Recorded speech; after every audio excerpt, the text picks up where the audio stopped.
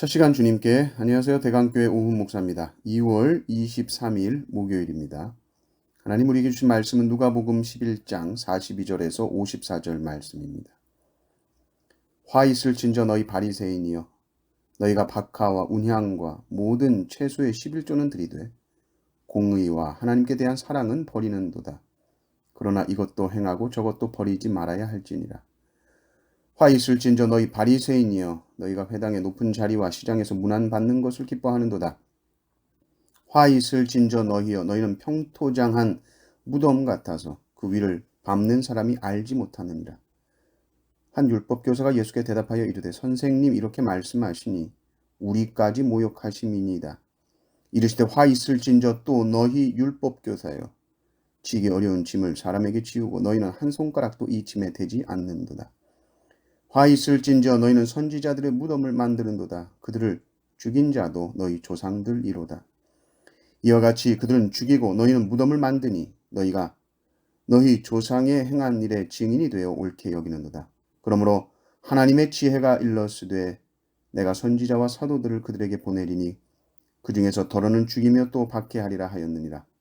창세 이후로 흘린 모든 선지자의 피를 이 세대가 담당하되 곧 아벨의 피로부터 제단과 성전 사이에서 죽임을 당한 사가랴의 피까지 하리라.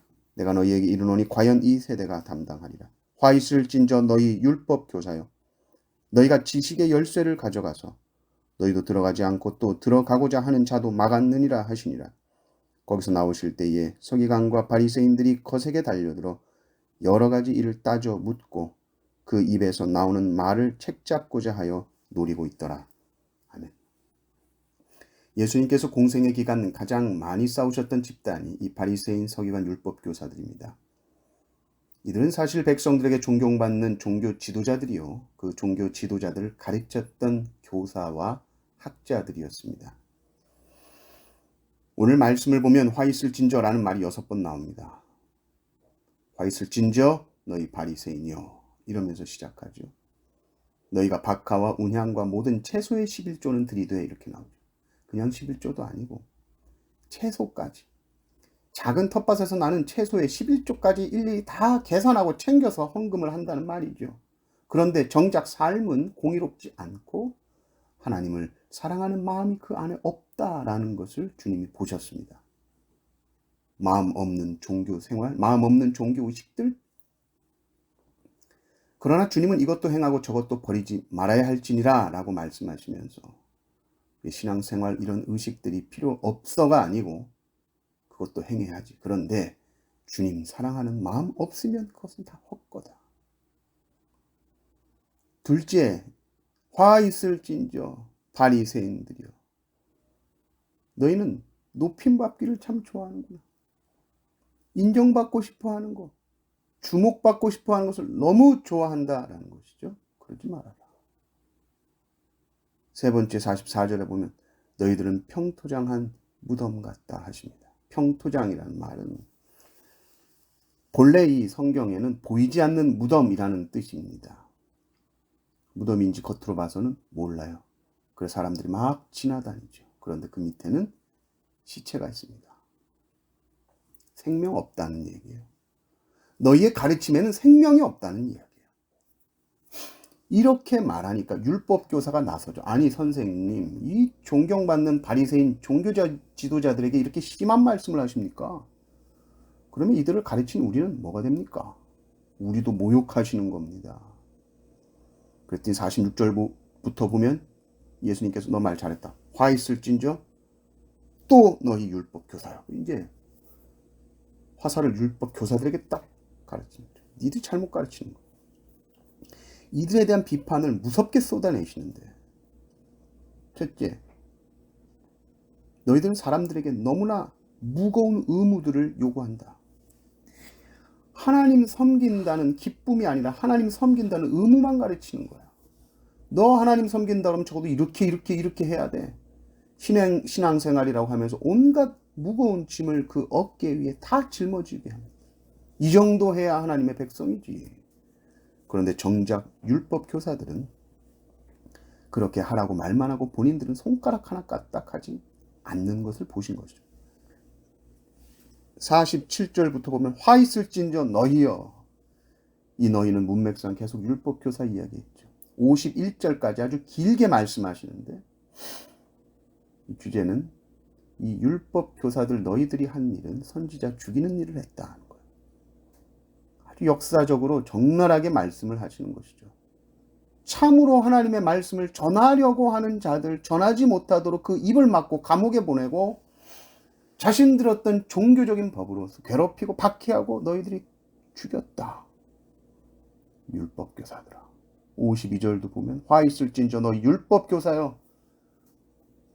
너희들이 아주 대단한 지식을 가지고 있는 것 같지.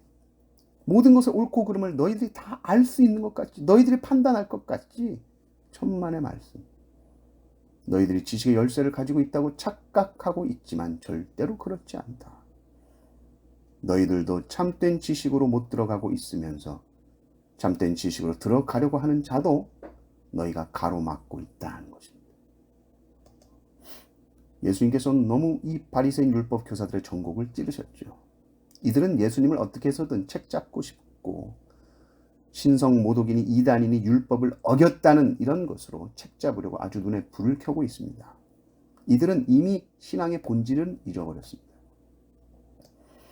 그리고 겉으로 보이는 것, 자기 만족, 사람들의 칭찬, 그래서 점점 더 위선적이 되어가고 점점 더 가면을 씁니다. 경건한 모습으로 보이지만 참으로 경건하지 않으면서 거룩한 것처럼 보이려고 하지만 참으로 거룩하지 않습니다. 하나님 입으로는 항상 말하지만 참으로 하나님 앞에서 살지 않습니다. 자신들이 가장 하나님을 많이 아는 것처럼 의시되지만 정작 하나님을 알지 못합니다. 이 말씀 앞에서 우리는 다른 누군가가 아니라 우리 자신의 모습을 살펴봐야 합니다. 성경의 바리새인이 누굽니까? 납니다. 껍데기 같은 신앙생활, 껍데기 그리스도인이 되지 맙시다. 사람은 속일 수 있어요. 그러나 하나님의 눈은 결코 속일 수 없고 속지도 않으십니다. 스펄전 목사님은 이런 말씀을 하셨습니다. 외식적인 신앙, 그것은 비 없는 구름 같고 물이라고는 한 방울도 없는 바짝 말라버린 개울 같다. 남에게 보이기 위해서 행하는 것, 속은 텅 빈 채 외적인 것에만 신경을 쓰는 것, 하나님 보시기에 중요한 일이 아니라 아무것도 아닌 일인데 자신의 명예와 관계가 되어 있다면, 자기 자존심하고 관계가 되어 있다면, 자신의 이익과 관계되어 있다면 열을 올리는 것이죠. 하루살이는 걸러내면서 낙타는 삼켜버리는 모습입니다. 남은 신랄하게 비판하면서 자기 자신의 모습은 정작 보지 못하고 관대합니다.